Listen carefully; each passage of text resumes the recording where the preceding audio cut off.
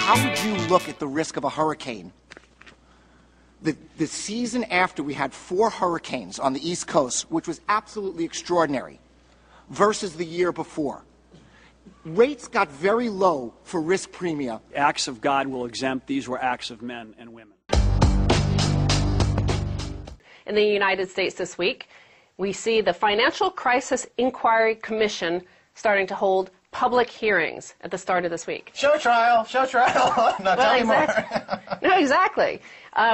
This is supposed to determine the cause of the financial crisis. Everybody already knows it's caused by fraud and collateralized debt swaps and synthetic collateralized debt obligations and all these fancy tools of fraud. That's right. But apparently they're going to have a multi-million-dollar investigation to find out. Well, it's modeled after the Pecora Commission, which came in after the crash of 1929 and during the Depression.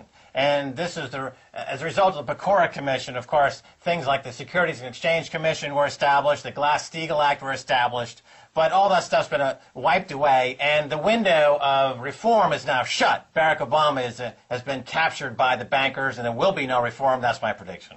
But also, the Pecora Commission, they hired an investigative journalist to find the evidence of wrongdoing. In this case, we're just seeing the same old hacks and lobbyists in charge of interrogating the so-called bankers to see if they can, explain their crimes. Well, here's the short solution is replace Tim Geithner with Peter Schiff, and America would be a lot better off. Go ahead, what else? Well, see, speaking of Timothy Geithner, we have a headline, Geithner's New York Fed pushed AIG to withhold information from the public. So here's a government spokesperson, a representative, now being in charge of investigating what happened with the whole financial crisis. And it emerged this week via Huffington Post investigation, these emails they acquired through Freedom of Information Act, that, in fact, Timothy Geithner's New York Fed was telling AIG, the largest insurer in the world who was bailed out with over $100 billion of U.S. taxpayer money last year, he told them not to reveal information to the public and the SEC, namely that don't mention the fact that you're paying Goldman Sachs and Societe Generale and all these other banks 100 cents on the dollar for those credit default swaps. Well, that's why people in America should follow the people in Iceland and stage a revolt for independence from occupying forces of the bankers. And in the case of Geithner, it's clear that what you've got here is a case of a criminal syndicate.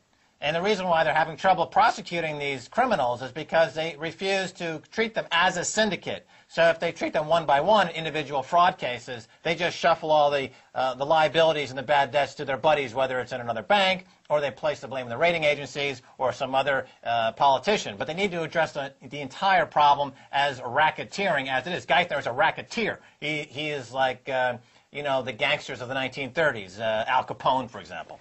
Well, so because the government is filled with racketeers, you have to look for where else in the world are they trying to solve the problem of banking crimes. And here's a headline which shows shareholders strike back. Now, this is in the headline you see a picture of Lloyd Blankfein, the chairman of Goldman Sachs. So apparently there's a lawsuit has been filed against Goldman Sachs where they're claiming that the bonuses paid last year are bigger than the earnings.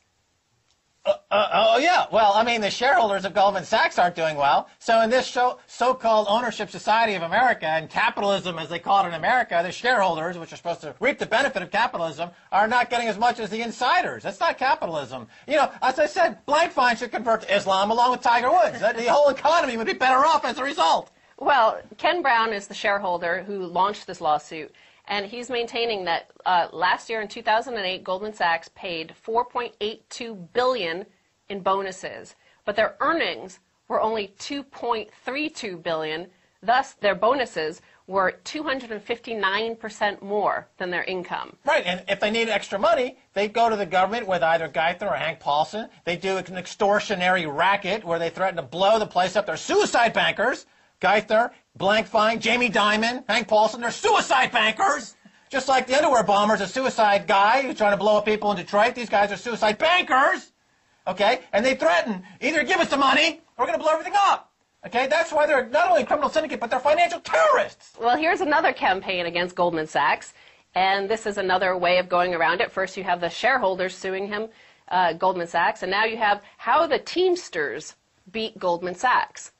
So these are the truck drivers across America, and this is their union, the Teamsters. 30,000 truck drivers worked for a firm called YRC Worldwide, and this is a big trucking company.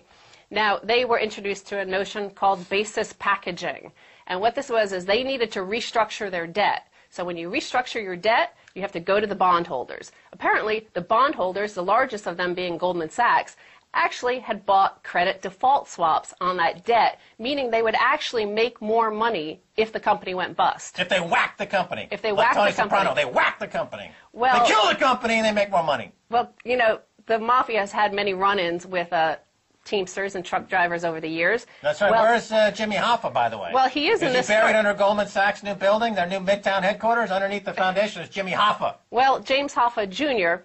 is involved in this story, and he let it be known that he would make public the names involved in this situation and would send his Teamsters, all 30,000 of them, outside the doors of Lloyd Blankfein and the headquarters of Goldman Sachs if they didn't back down. And sure enough, Goldman Sachs backed down, and they went so far as to get other bondholders to back down as well. Well, you know, the thing is that when Blankfein or Paulson threaten the American people, give us your money or we're going to blow up this economy, it doesn't work when you have a union like the Teamsters who have experience with the mafia, and they say, look, you're going to try to steal our money, we come at you with a pipe and we're going to bash your brains in. And America should consider that as an alternative. If they don't give their money back, they should go down to Wall Street and bash people's brains in.